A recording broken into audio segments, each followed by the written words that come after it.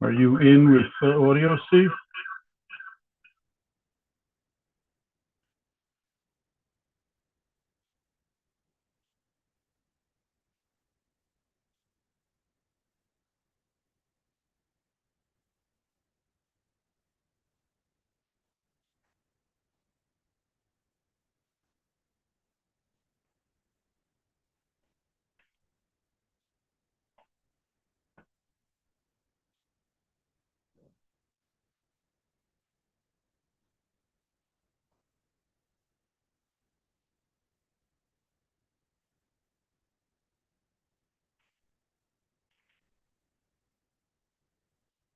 Shit.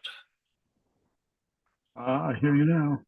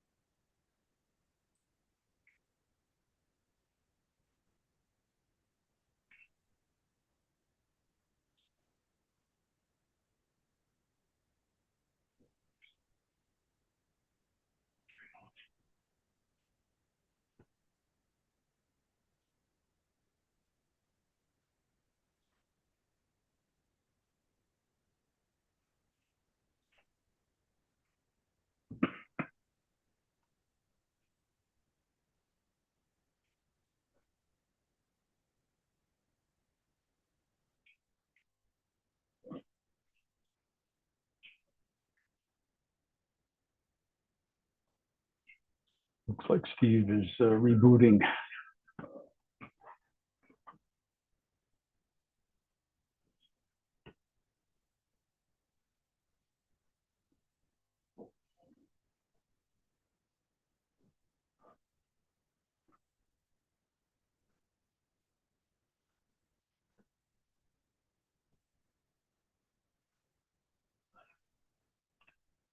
Hi, David Karlstrom. Hello, David Sika. I've been meaning to write you a very long thank you letter. Of course, I didn't get around to it. I'm sure you know what that's for. Hardly necessary.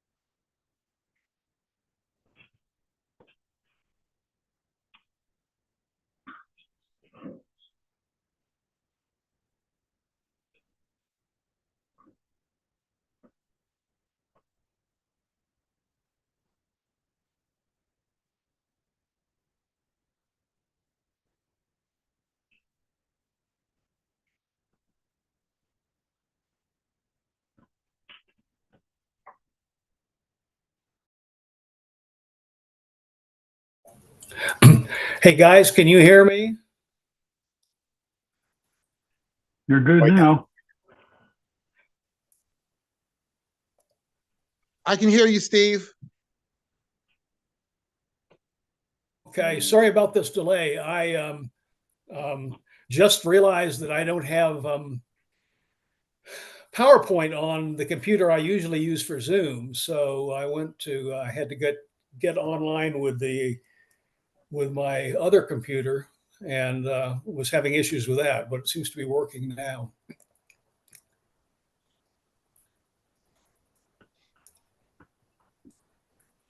Why don't we wait a few more minutes before we get started?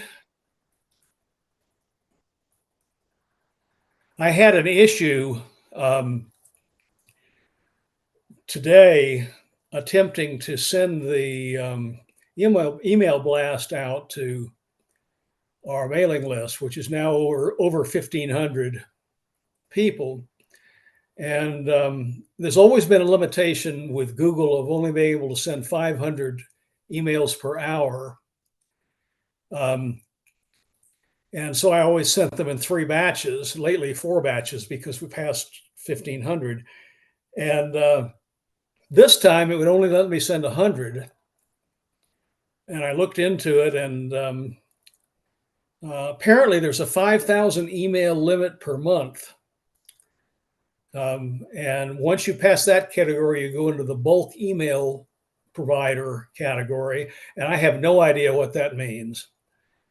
So I was unable to send a reminder today out to people. I did send the earlier one out, but we sent 4 blasts this month so far, and I think that's what's going on. So I'm investigating going to one of the services that does bulk emails. I'll have something worked out clearly by the next the meeting. So that may explain why we're sort of low on attendees.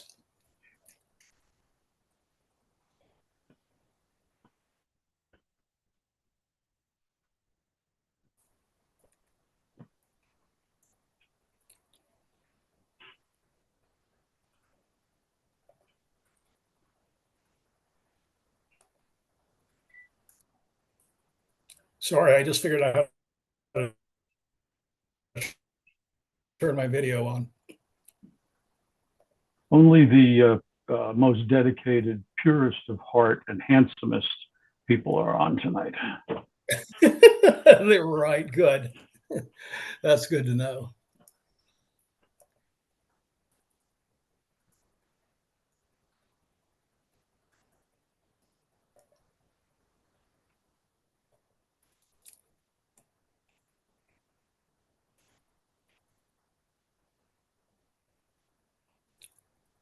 Hey, Steve, Yeah. Mike Molnar. I saw your email about looking for presentations, Yeah. and I do have a number, not directly television related, that I can get you a list. I have a few in the can, as they say. Okay. So I'll get that out to you. Would you do that, please? We have one good one confirmed, and another one that I'm working on, but it may fall through. So that would be appreciated. Well, Dave Sika and Brian Bellinger are both on and can attest to the fact that I've inflicted these on them, and they survived. So. Good.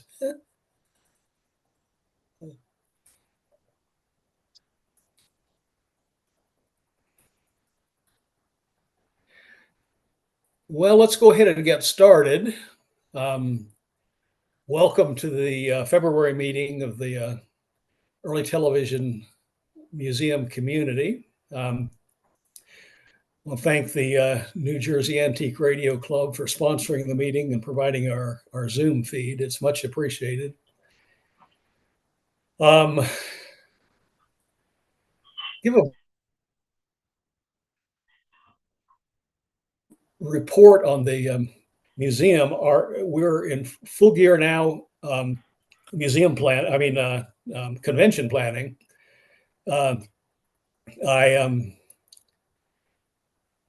It's going along very well, and in fact, we sent out our first email blast the first of this month, And I kept track of how we did this year compared to last year at the same time. And we're substantially ahead. I think we have 26 reservations already. We only had 15 at this time last year. So hope that's an indication of the number of people we have.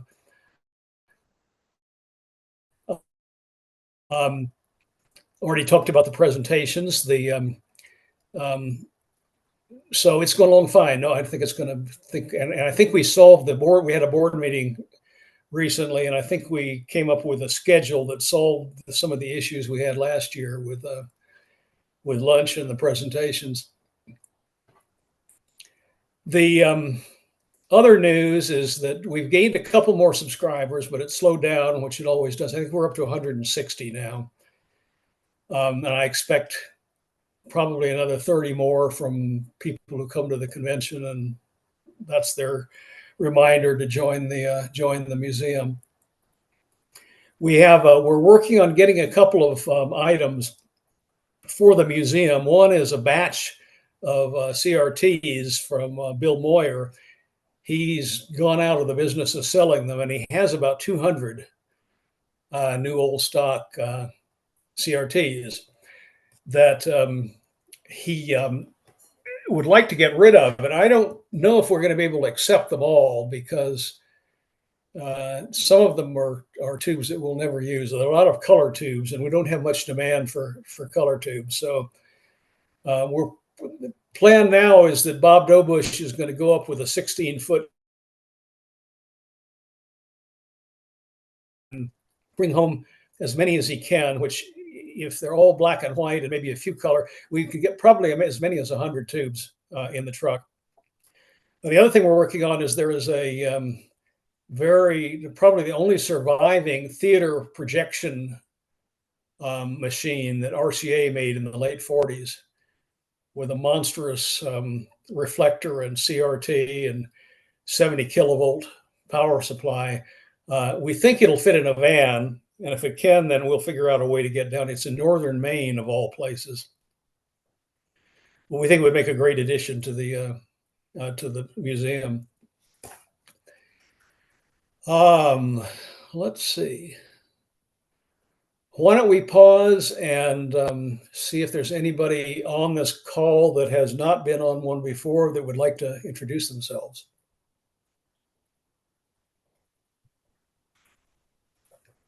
I guess I can do that. Hi, I'm Rob Friedenberg from Southeast Michigan, and I've mainly just been collecting some antique radios, and we were at a antique radio show in Southfield, Michigan a few weeks ago, and a gentleman was selling a couple old Admiral TVs, and once we saw them, it's just like, wow.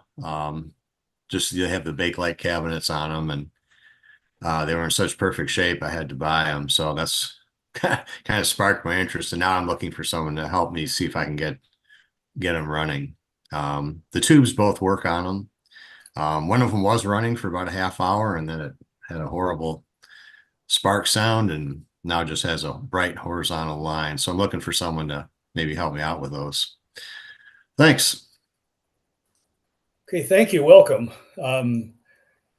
It's hard to find people now that will restore other people's sets. The number of people who do that is dwindling. Yeah, that's what I'm hearing. I've got I think I emailed you, Steve. I had a lead on a guy locally, but I'm just waiting for him to call me back. Well, you're the guy from Detroit, right? Yeah. There's a guy, Dan Jones, who I know repairs them. Yes, right. I'm just waiting for him to call me back. It's been about a month, so I think I got a guy, but he's good. He does a very, very good job. He's done sets for us at the museum. Yeah, I think I saw a picture from 2018 with a Predicta set. Yes, on your website. Yeah, so I'll be patient. Okay, you need to be in this. Yeah, I know. There was another gentleman, I think local, that unfortunately passed away. I think he was over 100, and he was still. Yeah, that's right. Right. So yeah, I was hoping some apprentices are working on getting up to speed on fixing these things. Yeah. Well, okay. Let's move ahead with the second. We skipped Dave's courtesy announcement, but I think everybody on here knows to be courteous and keep your mic muted. So I don't think it's terrible that we skipped it or I skipped it. Today, we don't have a presentation. So I thought I would go back in our archives and go over a project that we had going on, I think, 11 years ago. It's the restoration of an RCA color prototype from 1952. Now, this is before NTSC, and it's during the time when RCA was trying to figure out a way to make a compatible color system that would produce good pictures. And so anyway, Dave, can Larry and have Larry zoom in on the gadget?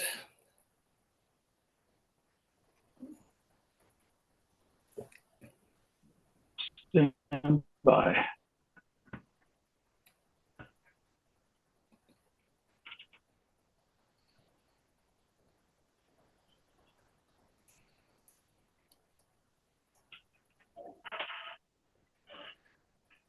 I thought before I'm going to do most of this from a PowerPoint presentation that I made years ago, but I thought we'd just start by looking at the thing in the flesh. This is the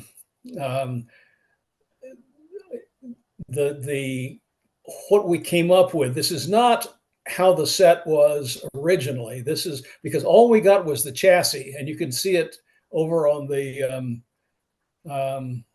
well, in the back now. It's vertical, and it came with a developmental CRT, which is it was bad, so we ended up putting a CTA 15GP22 in it. It didn't have a power supply, so we had to come up with one. So this is just sort of a test jig that we made to make the thing operational. So I think that's all I'm going to show you from this, and the rest of it we'll do from the PowerPoint. So Larry, that's all we need, I think, from you. And Dave, I just hit share screen. Is that the deal? That should do it.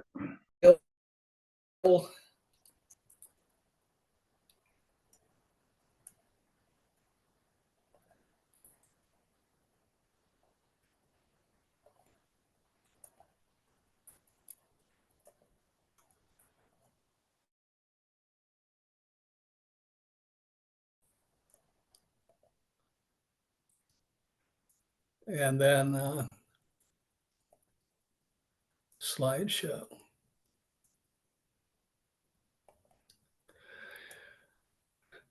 Is everybody able to see this? No, we're not seeing it. You may need to make that the active screen.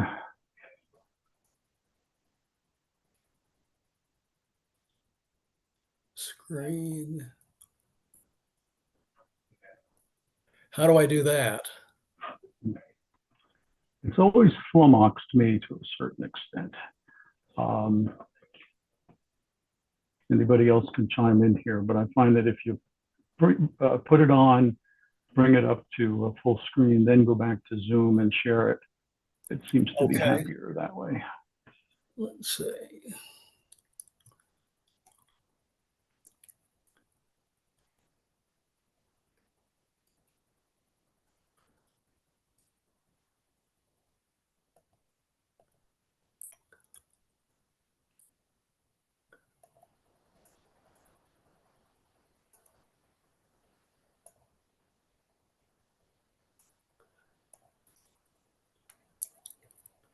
Okay, I thought I was on full screen, but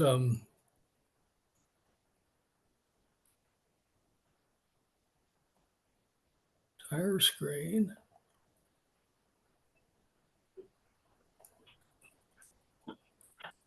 That seems to happen a lot, and every time I've tried to recreate it here offline, you know, not during a meeting, it never happens. Try alt tabbing into the PowerPoint. See if that helps.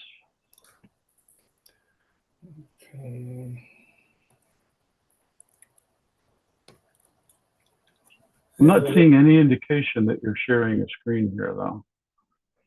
No. Unless that, no, that's Larry.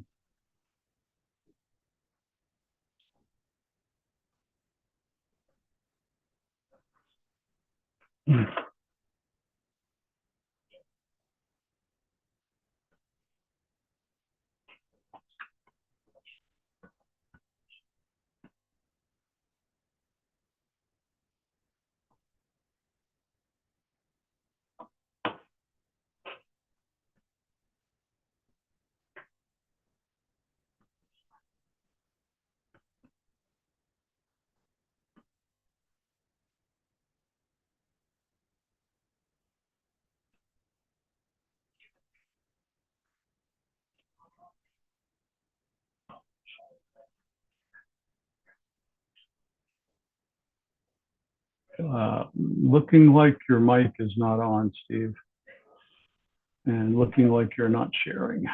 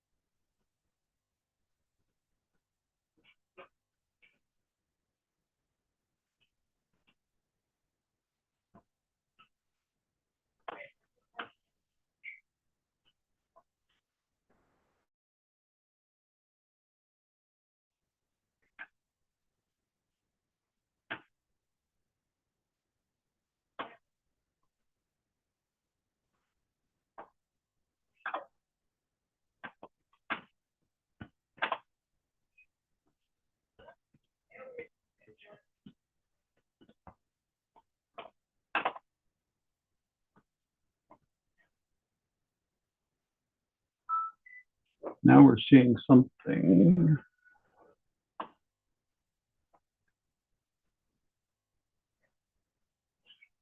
You're sharing a screen, but it looks like you're sharing the Zoom screen, not the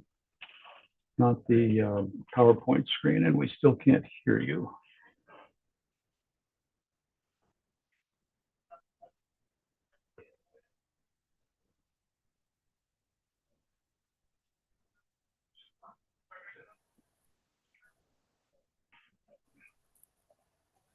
Say something. I can't hear anything.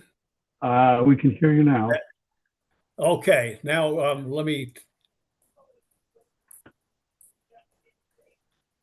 There we go. Now we're getting close. Now we're making some progress. Yep.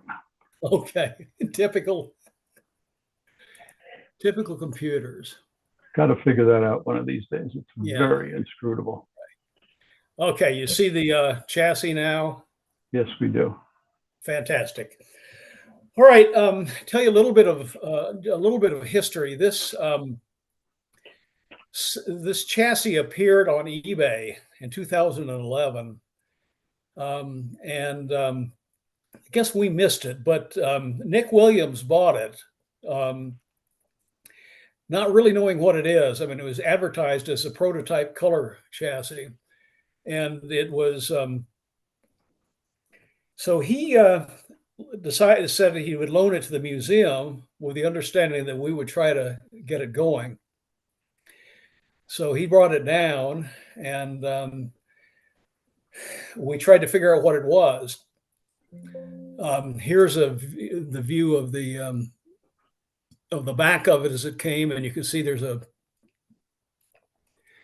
the CRT is a 15-inch developmental RCA tube with a metal cone on it, and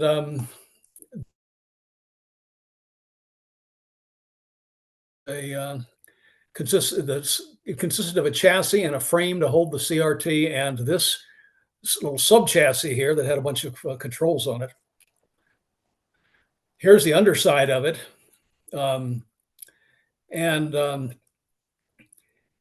It was obvious that when we looked at it, that it was, it had been very much altered over the years, and we don't know when. Finally, because lots of parts are missing, a lot of wires cut. It was also missing the power supply. So we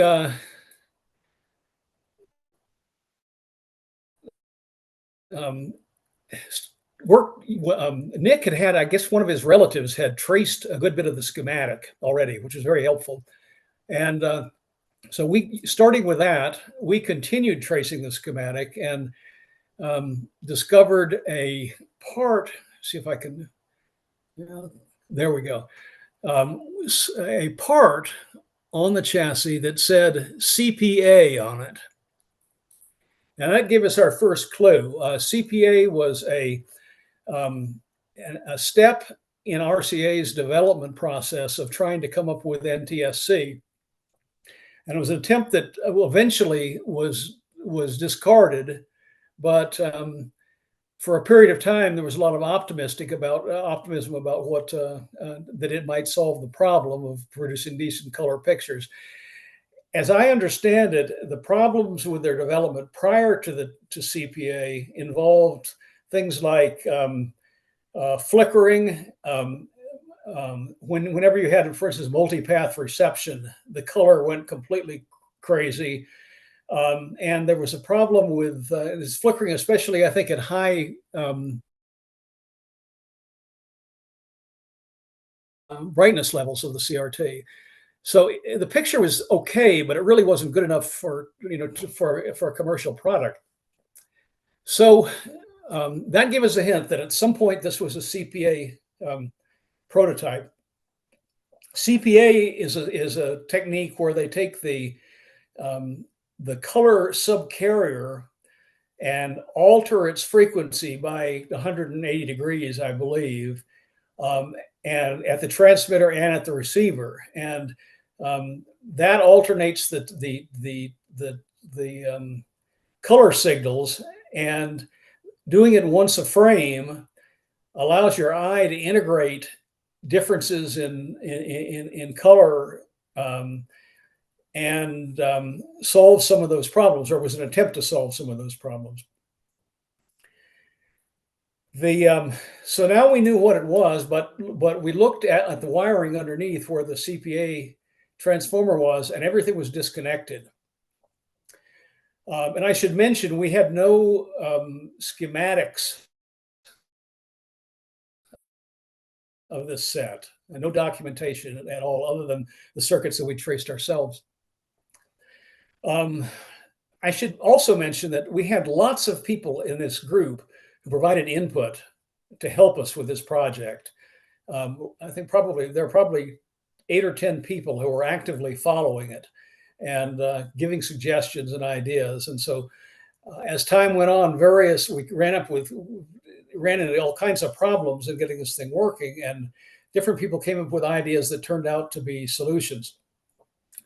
The first discovery was that the main chassis, which was basically this part right here, was from a 1952 RCA black and white set.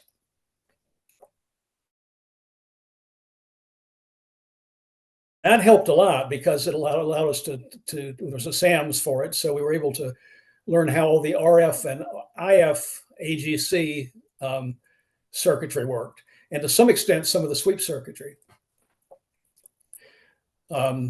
Here's the tuner that which is a standard with the standard tuner that came with the black and white set, and here's the CPA transformer again.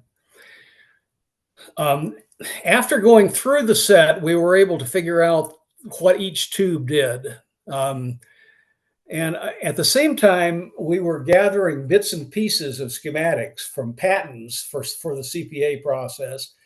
and that came mainly from RCA, but also from Hazeltine. They were very active in developing the early color. And in particular, they were active with the CPA approach. So by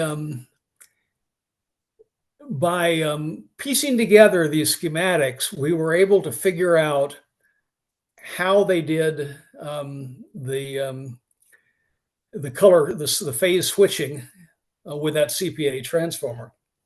But before we got to that, there were, well, I'll cover that first because it's the next slide up. But the schematics we found showed that the way they switched the phase was the transformer created two out-of-phase signals from the burst oscillator, and they were both present, and a couple of 1N34s switched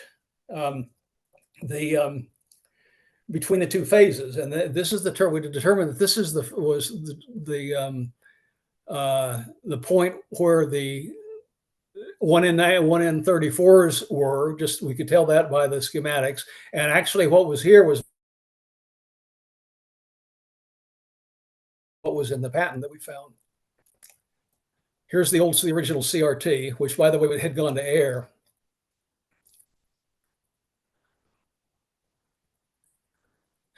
This is an example to show that this set had been apparently converted to NTSC after they finished experimenting with CPA, because it had a 3.58 megahertz crystal in it, and the CPA circuitry was clipped out.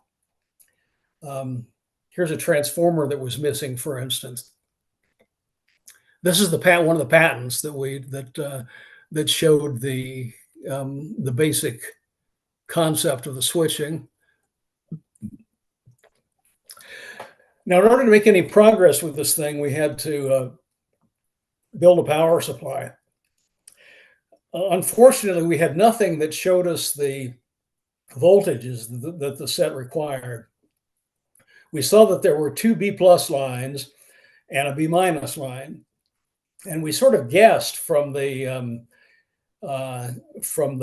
documentation that we had that the B+ lines were about plus 300 and plus 400 volts, and that the B- line was about minus 60. But this is just pure guesswork, and this turned out to be a problem later on. So this is the chassis we built for it.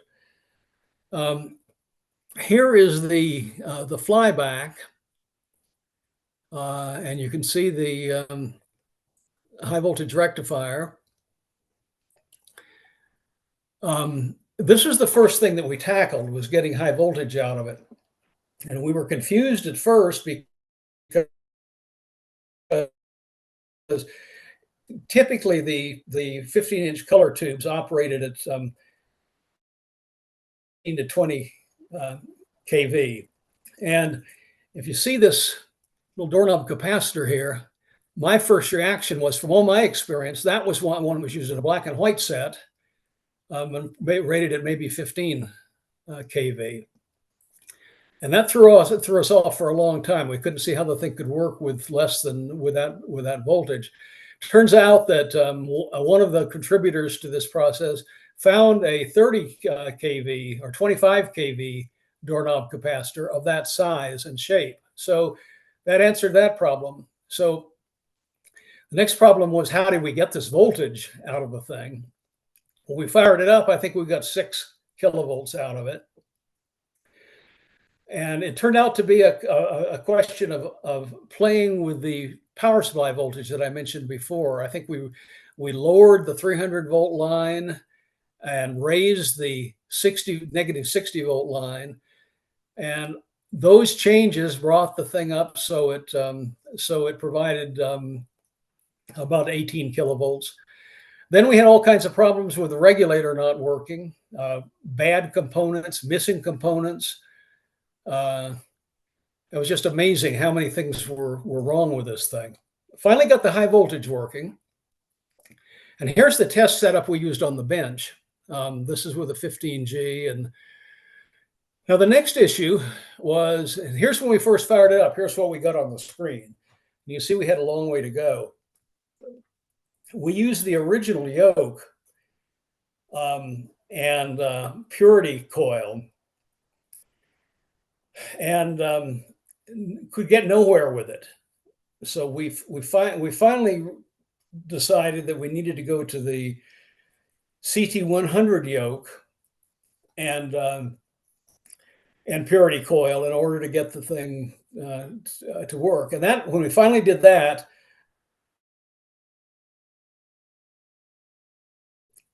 we were making some progress.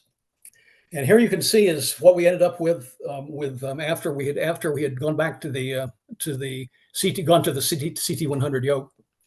Purity is terrible. You can also see significant ghosting, which is a problem that took forever to figure out. Here's the original yoke and purity coil. After we realized that the purity was best when there was maximum current through it. And I think I have a diagram. Yeah. And here's the original circuit. We powered it with the 300 volt line, which is our guess where it went to. And you can see it had a resistor and a pot that went to the coil. And then we looked at the CT100 circuit and found that it was very different. And we assumed that probably since it was a different coil, it needed a different circuit. So following the way it worked in the CT100, we fed it off a 30 volt line in a set, changed the resistor values radically. Notice the pot went from like 1K to 20 ohms, and that solved it. Now, in this picture, it's not perfect, but it got better over time as we kept working on things. Okay, now let's go back to the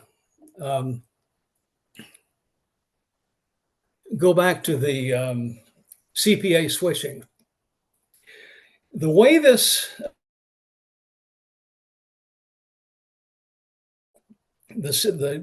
CPA phase was switched was using the field rate pulse, and we derive that by again, this is part of a patent we found, and we derive that by using a divide by 2 multivibrator, which is what they did in the patent, in order to get a 30 hertz pulse from the vertical circuit. Now, the way that they detected which phase that you needed to keep the receiver color phase in sync with the transmitter color phase. And the way they did that was that there's a difference between field 1 and field 2 in the placement of the next horizontal pulse. And I think, well, no, maybe didn't put a diagram in here, but we built, again, from the patents, we built a circuit that created a pulse in the proper phase to switch the diodes. And see, here are the 2 diodes. Here's one here. Here's the other. Here is the CPA transformer with the 2 different phases. So one phase or the other was picked and then fed into the sync detector. After messing with this for hours and hours, this whole process took about 9 months to get this thing working. here's the demodulated color waveform that we were getting out of it, which is pretty decent.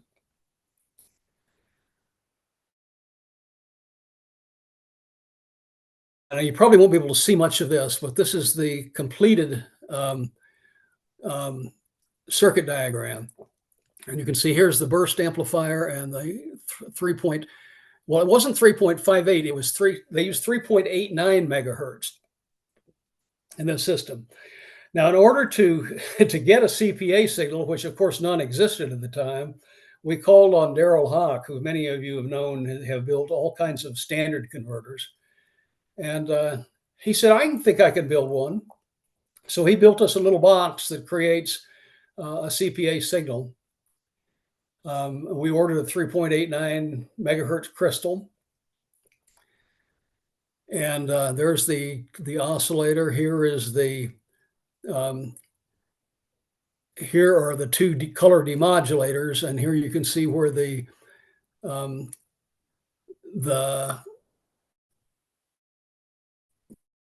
proper phased is picked and fed into the screen grid of the two demodulator tubes. And over here is the multivibrator to create the proper pulses. Okay, after we got all this going, then the next problem was the convergence. We had all the most of the convergence components had been stripped from the set. So we had to sort of guess. There was an inductor. We drew most of the circuit from what was still there, but we finally were able to find an inductor that if we used it, we were able to get the proper waveform responses for horizontal convergence. And then for vertical convergence, it took forever to figure out. We ended up with a circuit that was probably, let's see. Yeah, we don't have a, but anyway, this is the vertical convergence, and what it's doing is showing a convergence signal that's fed to the convergence grid in the CRT. It shows how we could alter the shape of this parabola. You can see how this one is over to the right side, this one, the bottom, is over to the left side, and this picture at the bottom is with it centered. So this allowed us to deal with the vertical convergence. That took forever to figure out. And here's the final convergence circuit. This has been so long, I don't remember why we circled this. I think we had to experimentally, there was a resistor. This resistor was hanging there by one wire, and we had to guess as to where it went. We finally figured it out. And then here's the horizontal dynamic convergence. Here's the inductor we had to replace. Had to guess the value of this capacitor. And this is the horizontal convergence waveform, and you can see how we're able to shift it from side to side. This is the completed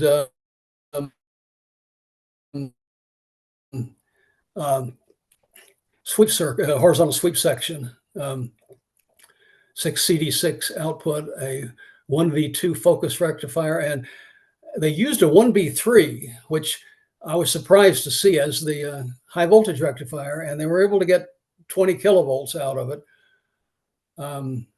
Later sets, you probably know, they used a 3A3 or something like that in the when we went to the Model 5. And here's the high voltage regulator.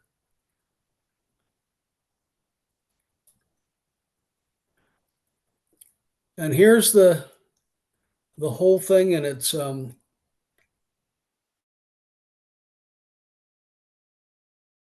state.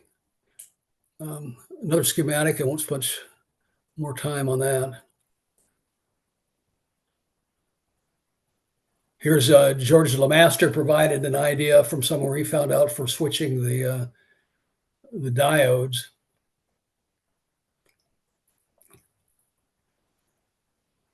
And here's the phase recognizer circuit we grabbed from somewhere else. Here's what we finally ended up with. And this is the complete spectrum as that was published. And you can see the color subcarrier is 3.89 megahertz, and otherwise it looks very similar to the to what they ended up with in NTSC. This is the bandpass of the color. After we got finished, we spent hours and hours on alignment. This is the color bandpass. Don't remember what this is. Here's the video bandwidth out of the IF bandwidth, which looks awfully good. And here's a complete block diagram of the thing as we figured it out. Now here's another, actually there are two diagrams here. One is that shows how this set was wired when we got it, or approximately, for NTSC. And then this one shows the block diagram for CPA. This was featured in the 1952, early 1952 report on in Electronics Magazine. And one of the issues was when there was a transition from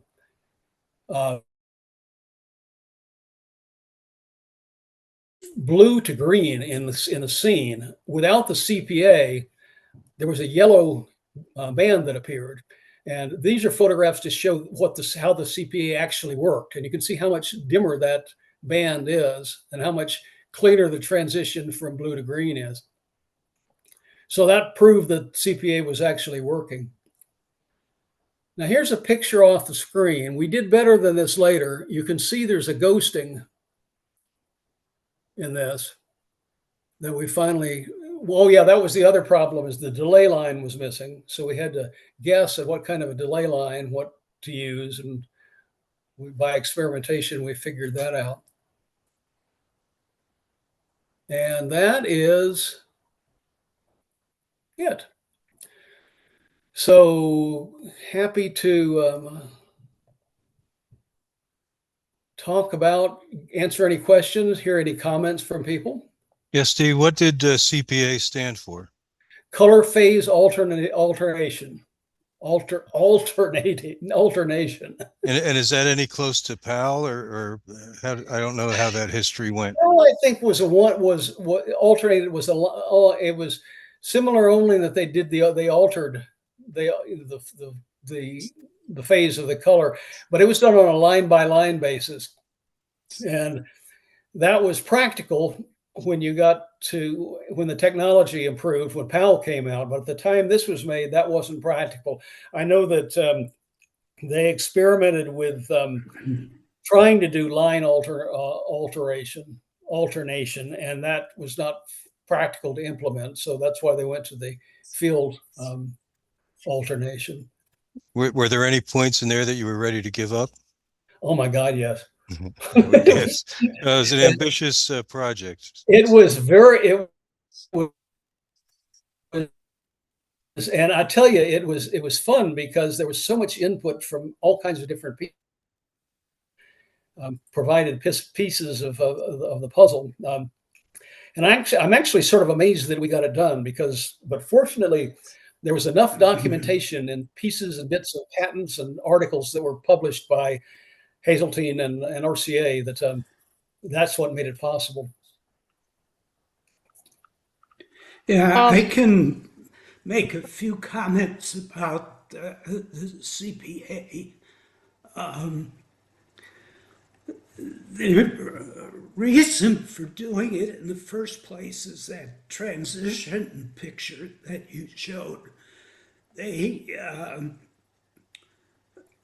knew that if they used double sideband chroma, the subcarrier would have to be lower in frequency and would cause a lot of cross interference between the chroma and the luminance. So it would be a coarse dot pattern in black and white sets, plus to filter it out in the color set, you would have to reduce the luminance resolution. So there were all kinds of problems with figuring out how to get enough chroma bandwidth so the color wouldn't be completely smeary. And so they were still using equal sideband R minus Y and B minus Y at this point, and it got, and they moved the subcarrier up to 3.89, so they would have plenty of bandwidth on the low end, on the lower sideband. But at the same time, they knew this would create terrible phase distortion on, and crosstalk between R minus Y and B minus Y and make those bad color transients. So the idea of CPA was to get opposite color transients from one field to the next and hope that the eyeball would average it out. And that picture that you showed is cheating in a way, because it doesn't show the flicker. The film camera that took that picture averaged things out. But it turned out that the flicker was always a problem. And in hindsight, we can see that it had to be bad because the CRT is a nonlinear device. So even if you balanced out the signals electrically, the luminance would flicker on the edges of those transitions. And back in the early 90s, when we were working on HDTV, there were proposals for analog systems that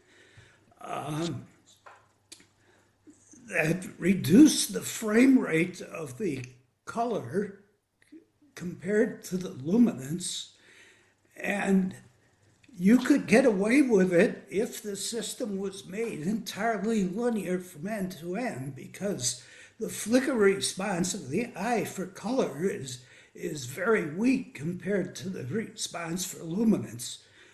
But back in the 50s, they had no hope of linearizing things from end to end. And as a result, the CPA signal produced a flicker that they just couldn't get rid of. And of course, the whole problem was eventually fixed by making only one color component wideband. So there became the IQ modulation in NTSC.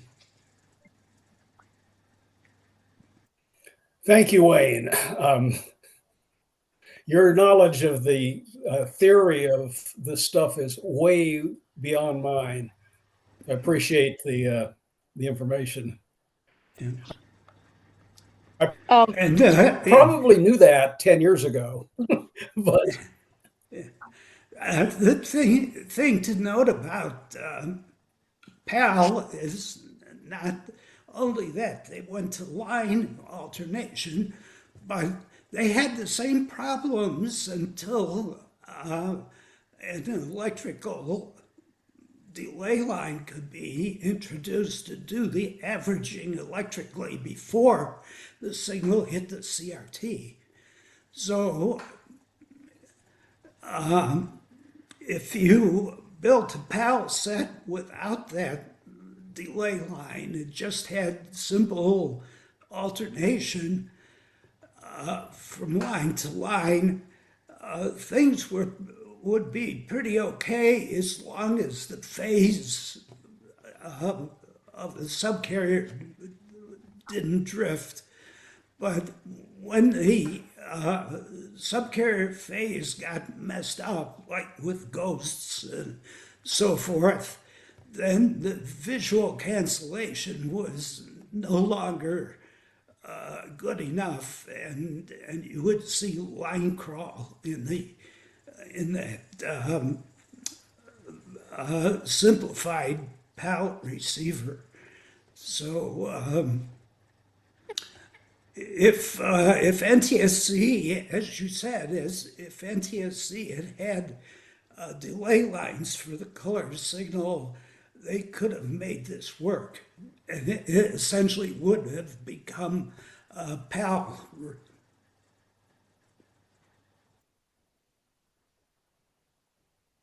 I think, Wayne, you need to make it clear that the PAL delay line is a full line delay. That's correct. And actually, this experimental receiver, which uses field alternation, would require a full field delay, which of course was totally out of the question.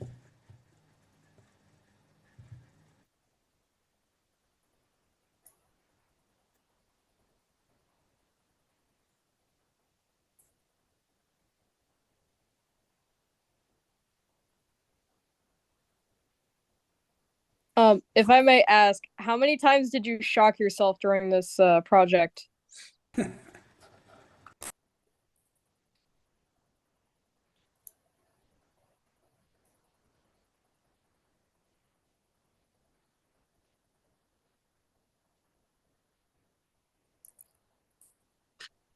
Steve, a question about one of the earlier pictures when you were showing the chassis view from behind, and it was more of a close-up shot. It sure looked like there was a almost horizontally or hanging inverted a high voltage rectifier.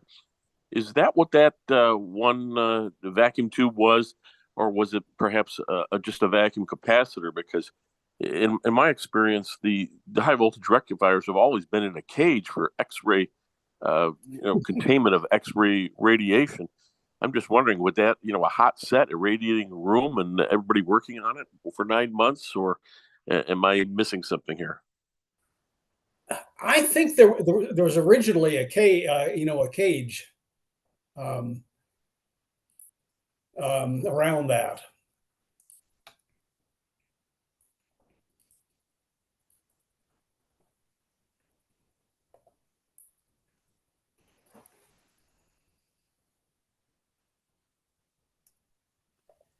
You also have to remember that the high voltage rectifier, regulator was the source of X-rays, and it really was not a great problem until manufacturing defects started to show up.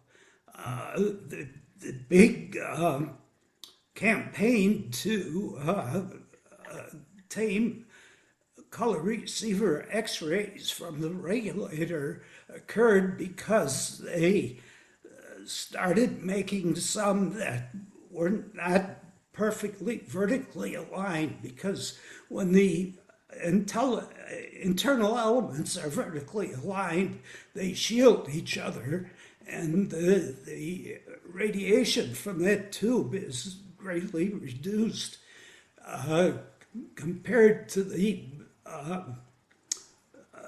ones that were out of tolerance. So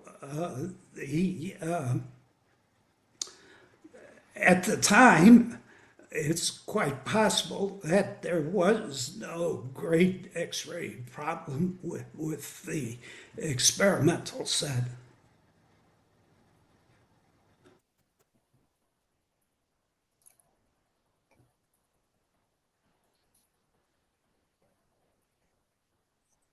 Wasn't it also that the lower the high voltage, the lower the problem?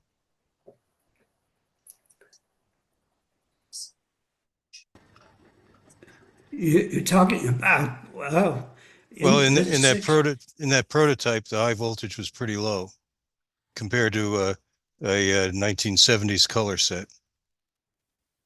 Oh, yeah, that's an advantage as well. And I don't recall from the photos, maybe Steve can say, whether there was a safety glass over the front of the tube when they got it. You know, I don't remember.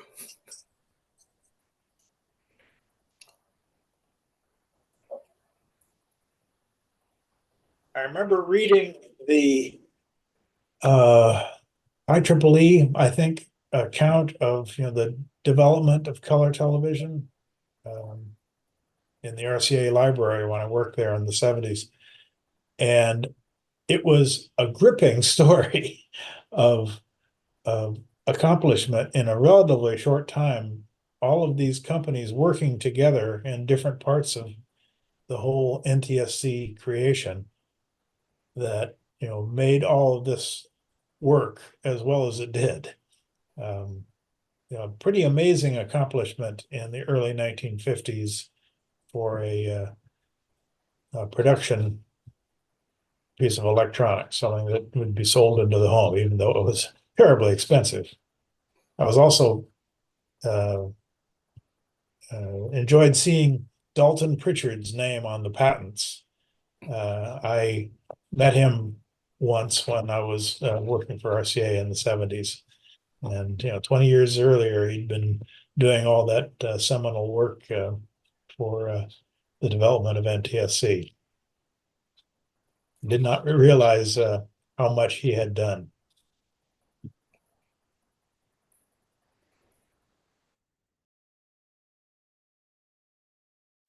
Yeah, it's interesting to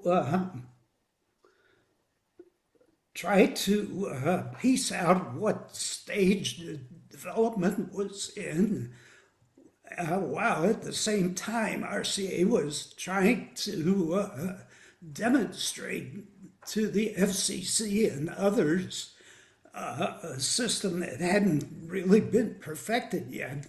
And so you see accounts of the color being unstable and this being a reason for picking the CBS system, which was perfectly stable. And part of that is at first with the dot sequential system, I think RCA tried to synchronize the colored switching or demodulation off the edge of the horizontal sync. The color burst hadn't been invented yet. And that, of course, if anybody had done the theoretical signal-to-noise calculations, would have known that that was essentially impossible to, under any but the most perfect conditions. And in fact, in black and white, the vertical interval pulses had been designed on the premise that horizontal sync would be triggered off the trailing edge of the pulses. And of course, when they got out in the real world where there's noise as well as signal, the sync circuits all included filtering that had smoothed out the pulses quite a bit so that horizontal sync tended to sync off the center of the sync pulses instead of the trailing edge.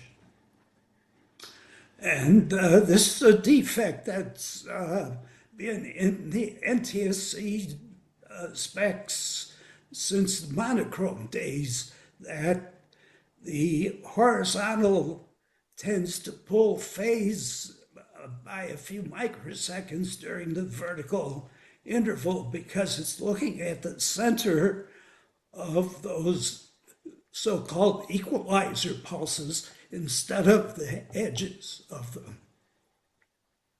And I recall when Motorola brought out a synchronization IC to try to sell widely to the industry, they put out a white paper explaining how this slight pulling of the horizontal at the top of the scan was normal and expected. Otherwise, they would have had customers saying, "Can't you fix that?" And it's like, no, you haven't paid attention. It's already in all of your sets because it's a built-in error in the NTSC system.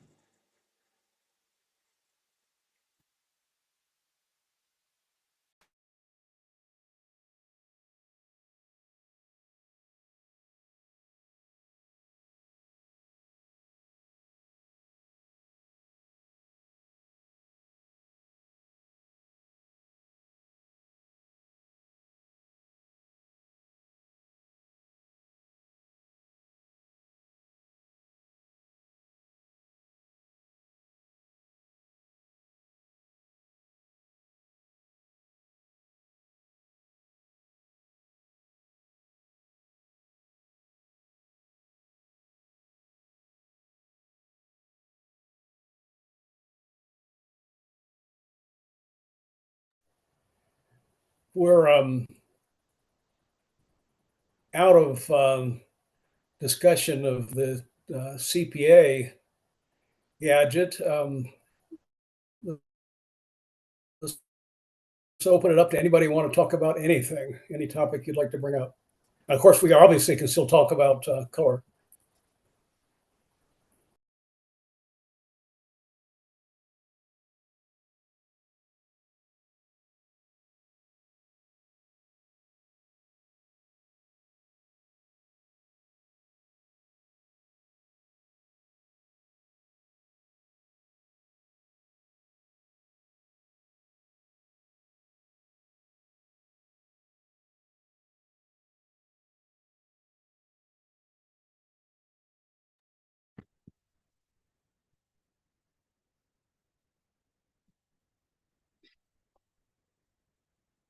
So does anyone have any idea when the first like widescreen CRTs came out?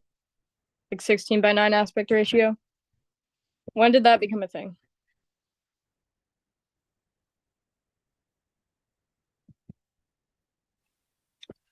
I think it would have been the late 80s, early 90s. It sounds about right. Yeah, I'm thinking that the first application was for wide standard definition, like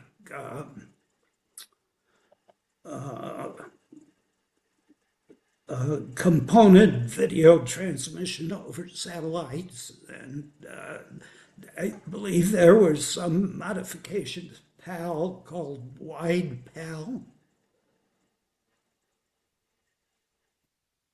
Have to go looking at that up. That's a long ago memory.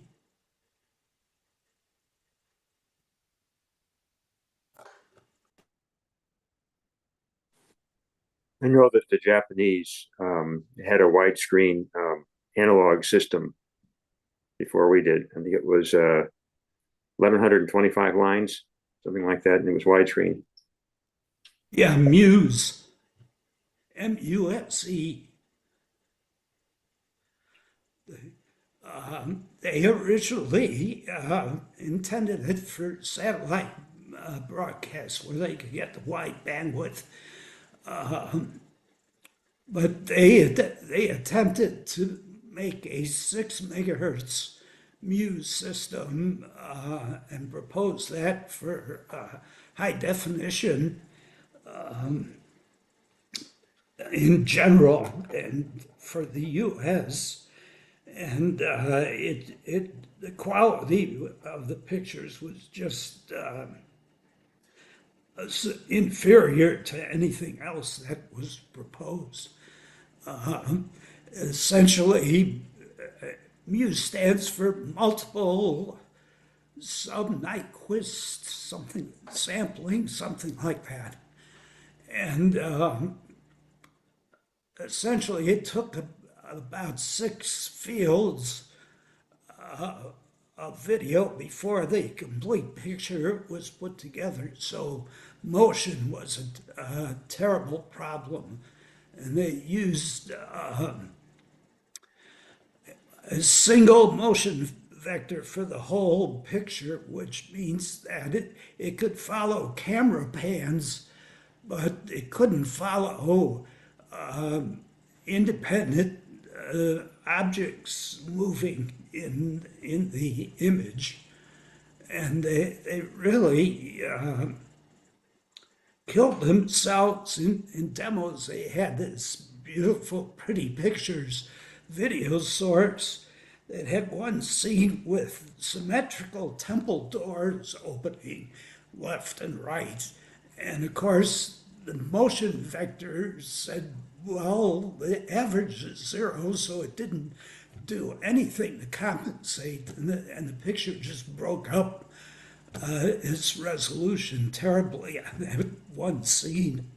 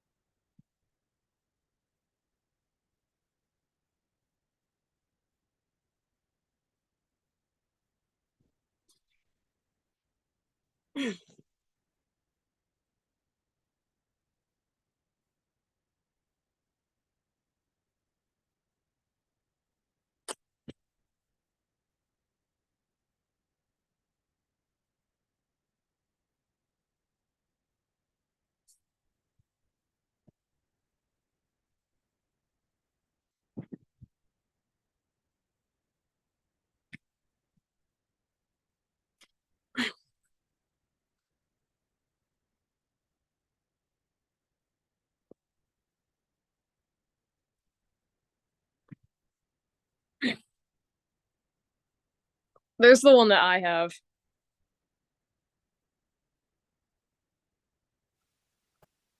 What brand? This is Insignia. It's from around 2005, I believe. Insignia was Best Buy's store brand, I'm pretty sure.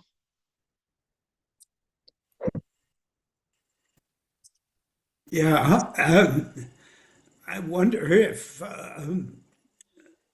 they had anything to do with the manufacturer, or it's just their brand.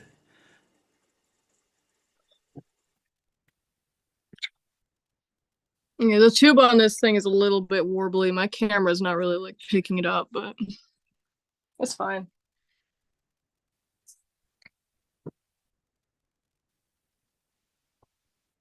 Where did I?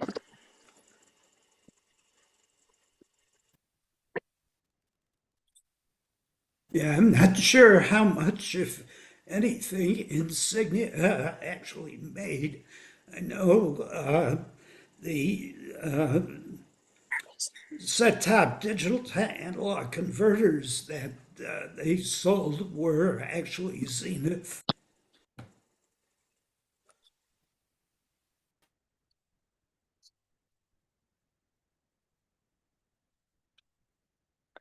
This thing has been through a lot because it sat in a bedroom like unused for maybe like 15 years, and then it was in a humid garage, and that was scary. Like the tube started getting all out of focus, but then it kind of just fixed itself after I left it in a warm room for a few hours. So that's nice.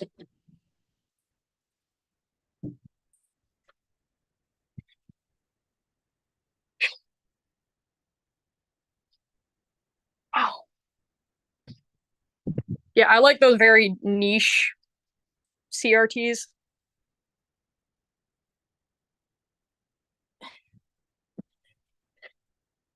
This is- Ugh. Here, this was the SpongeBob one from 2001, I believe. Theme TVs were like a big trend in the early 2000s because that, I don't know what sparked that, but I think like Disney was the one that did a lot of them.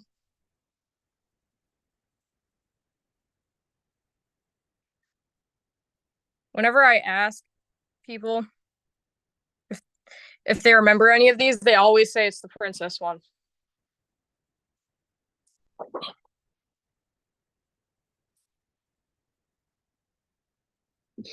Oh, this is my depression glass.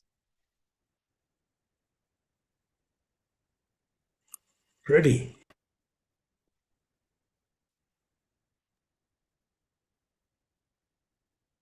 Sorry. When you ask people whether they've seen one before, you have to remember the age of the people you ask. Yeah, I know. They're usually like, I asked if they've seen any of the theme TVs, and they're around like, kind of around my age, which is like teenager.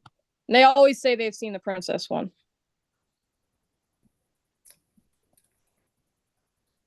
But there is the rare occasion where they've seen the Cars TV, which was, ugh.